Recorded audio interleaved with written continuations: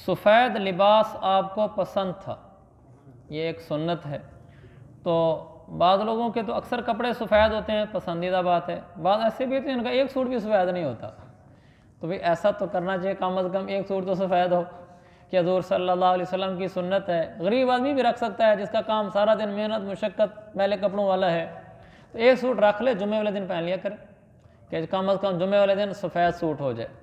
तो सफ़ेद लिबास का हम सारे एहतमाम करें, ख़ास तौर पर जुम्मे वाले दिन, वरना मुस्तकिल करें तो अच्छी बात है, ना करें तो कोई गुनाह भी नहीं है, लेकिन आपको पसंद था। दूसरी सुन्नत, औरतों के पर्दा की चादर इतनी लंबी होती थी, हदीस में है, औरतों के पर्दे की चादर इतनी लंबी होती थी कि एक बालिश्त बल्कि एक हाथ ज़मीन पर घिसटती चलती थी। जैसे आपने सऊदिया में देखा होगा, वहाँ सऊदी औरतों के बुरके होते हैं, वो सब ज़मीन पे घिसट के चल रहे होते हैं। और जो वहाँ औरतें अंदर खड़ी होती हैं औरतों को चेक करने के लिए हरम शरीफ के दरवाज़ों पर, उनका सर और हाथ और पाँव कुछ भी नज़र नहीं आता और उनके बुरके बिल्कुल नीचे होते हैं। अब तो अल्लाह माफ़ फरमाए को नई खबरें सुनने में आ रही हैं, तो उन्होंने कुछ वहाँ का निज़ाम बहुत नामुनासिब सा बदल दिया है। कोई लड़कियों की वहाँ पुलिस खड़ी कर दी है टाइट लिबास में, अल्लाह हिदायत दे उनको। तो लेकिन जो पहले हमने देखी थी वो ऐसे ही थी, उनका बुरका बहुत ढीला और उनके हाथ भी नज़र नहीं आते थे, आंखें भी नज़र नहीं आती थी, कुछ भी नज़र नहीं आता था, और जब वो चलती थी तो वो नीचे घिसटता हुआ चलता था। यही मेरे पाक पैगंबर की सुन्नत है। सुन्नत का मतलब ये नहीं होता कि मेरे नबी ने ऐसे किया है, वाज़ेह बात है औरतों वाले काम तो अल्लाह के नबी ने नहीं किए होंगे, उसका मतलब ये होता है कि अल्लाह के नबी ने ऐसे बताया या आपके सामने ऐसे हुआ और आपने उसको पसंद किया कि ठीक है यही मेरा दीन है, उसको फिर सुन्नत कह दिया जाता है। तो इसलिए पर्दे का एहतमाम हो। हमारे यहाँ तो बिल्कुल ही अब बेपर्दगी बढ़ती जा रही है, शहर में तो कोई ढूंढने से भी बुरके वाली मुश्किल से मिलती है, हर जगह फ़िज़ा में बुरका ख़त्म हो रहा है, बुरका ख़त्म हो रहा है, बुरका ख़त्म हो रहा है। वो आहिस्ता आहिस्ता इन शैतान आता है, पहले वो बड़ी चादर आती है जो पूरे जिस्म को ढक लेती है, आहिस्ता आहिस्ता वो छोटी हो जाती है, आहिस्ता आहिस्ता वो नाक के करीब हो जाती है, फिर आहिस्ता आहिस्ता सारे बहन भैया क्या फ़र्क की बात है, बस पर्दा ख़त्म। तो मेरे अजीज़ भाइयों, शैतान के हमले ऐसे ही होते हैं, वो शुरू में ये नहीं कहता कि तू पर्दा छोड़ दे, तो बुरकों का रिवाज डालें, बुरकों का रिवाज डालें। मैं ये नहीं कहता कि आप अपनी बेगमात पर सख्ती करें, उनको शिद्दत वाला मामला करें, उनको घर से निकाल दें, लेकिन तरगीब तो चलाई जा सकती है। बहन को, माँ को, बीवी को कहा तो जा सकता है तरगीब के साथ कि नहीं आप बुरका पहनो, ताकि अल्लाह के नबी के ज़माने में जो पर्दे की फ़िज़ा थी, देखें एक बलिश्त नीचे ज़मीन पे घिसटता था। हज़रत इब्न अब्बास से किसी ने पूछा कि अल्लाह ने जो कुरान में कहा है युदनीना अलैहिन्ना मिन जलाबीबिहिन्ना, कि औरतें अपने ऊपर चादर डाल लिया करें, वो कैसे डाल लिया करें? तो हज़रत अब्दुल्ला बिन अब्बास रज़ी अल्लाह अन्हु ने एक बहुत बड़ी चादर ली, लोगों के सामने अपने ऊपर डाली और ऐसे अपने ऊपर मुँह पर डाली, सिर्फ एक आँख खुली हुई थी, ऐसे डाल के दिखलाया, फरमाया ऐसे होनी चाहिए। और वो आँख इसलिए खोली थी ताकि उस औरत को आगे रास्ता नज़र आ सके। लेकिन हमारे यहाँ पर्दा बिल्कुल ख़त्म होता जा रहा है। मेरे अजीज़ भाइयों, इसकी फ़िज़ा बनाई जाए कि औरतें पर्दे के साथ रहें। ये हमारी आज की दो सुन्नतें होंगी। नंबर एक, सफ़ेद लिबास मर्दों के लिए, नंबर दो, औरतों के लिए इतनी लंबी चादर।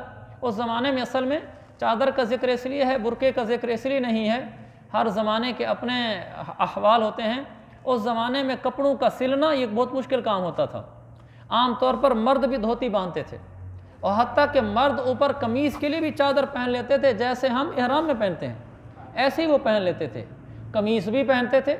तो उनके ज़माने में ऐसा नहीं था लिबास, जैसे हमारे ज़माने में तो फैक्ट्रियाँ लगी हुई हैं, हर किस्मी लिबास मिनटों में तैयार हो रहा है, तो वहाँ ये ज़रा मुश्किल भी होता था।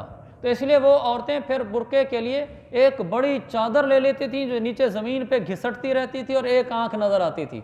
हमारे ज़माने में उसका बदल बुरका है, बड़ा आसानी से एक चादर बनी बनाई मिल जाती है, यानी बुरका जिसको मैं कह रहा हूँ, वो पूरे जिस्म को ढक लेता है।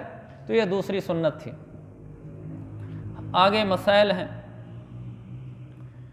नजास्तों का बयान, कि जो चीज़ें नापाक हैं उसमें मैं सिर्फ शुरू में दो बातें बता देता हूँ, तशरीह इनकी कल कर दूँगा। एक होती है नजासत, कहते हैं नापाकी को, एक होती है नजासत गलीज़ा और एक होती है नजासत खफीफ़ा। मैं ऊपर ही बता देता हूँ और कायदा भी उधर ही बता दूँगा।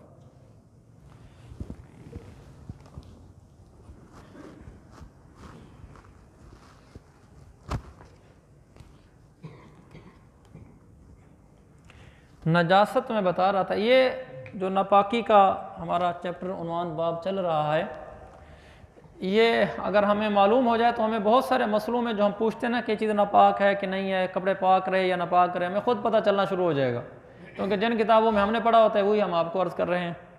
नजासत नापाकी को कहते हैं।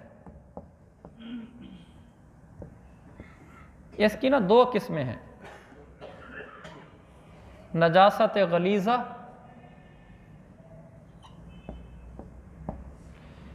मार्कर भी हमारी तरह कमज़ोर है,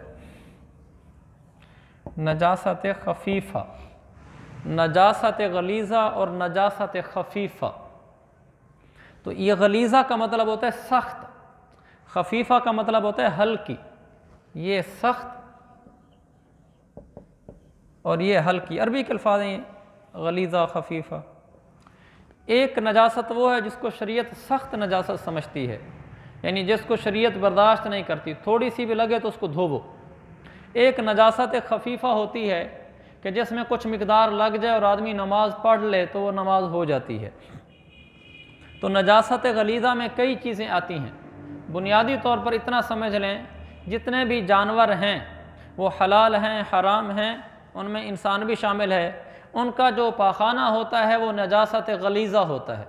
ये एक मोटी सी बात है, वो नजासत गलीज़ा होता है। लिहाजा छोटा बच्चा भी चाहे वो कितने ही महीने का क्यों ना हो, उसकी भी ये गंदगी नजासत गलीज़ा होती है। ये नजासत गलीज़ा का एक मैंने यानी नंबर बताया। तो नजासत मज़ीद भी इसमें हैं जो मैं फिर बताऊंगा, लेकिन मैं तारीफ़ बताने के लिए इसको शरीयत सख्त नजासत कहती है। लिहाजा ये अगर थोड़ा सा भी लग जाए यह नजासत गलीज़ा, इसको धोवो। नजासत खफीफ़ा, जितने हलाल जानवर हैं उनका जो पेशाब होता है वो नजासत खफीफ़ा होता है।